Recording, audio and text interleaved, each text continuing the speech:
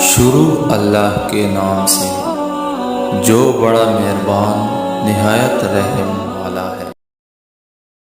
السلام علیکم ورحمۃ اللہ وبرکاتہ۔ آج ہم ایک ایسی دعا یا وظیفے کے بارے میں پڑھیں گے جس کے پڑھنے سے آپ کی ہر دعا قبول ہوگی انشاءاللہ الرحمن۔ حضرت عمر بن خطاب رضی اللہ تعالیٰ عنہ سے روایت ہے، دعا آسمان اور زمین کے درمیان رکی رہتی ہے، اس میں سے ذرہ سی بھی اوپر نہیں جاتی جب تک کہ تم اپنے نبی کریم صلی اللہ علیہ وآلہ وسلم پر صلاۃ یعنی کہ درود نہیں بھیج لیتے۔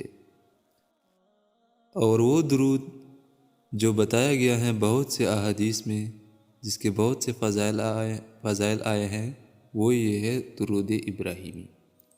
اللہم صلی علی محمد وعلی آل محمد کما صلیت علی ابراہیم انک حمید مجید وبارک علی محمد وعلی آل محمد کما بارکت علی ابراہیم انک حمید مجید۔ درود شریف کے بہت سے الفاظ آئے ہیں اور مختلف الفاظوں میں درود شریف آئے ہیں، لیکن زیادہ تر احادیث میں اس درود کے زیادہ فضائل آئے ہیں۔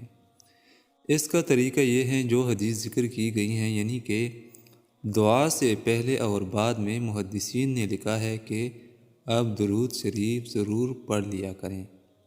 اس کے بعد یا اس کے درمیان جو بھی دعا مانگو گے انشاءاللہ الرحمن قبول ہوگی۔ اللہ تعالیٰ اس پہ عمل کرنے کی توفیق نصیب عطا فرمائے، آمین ثم آمین۔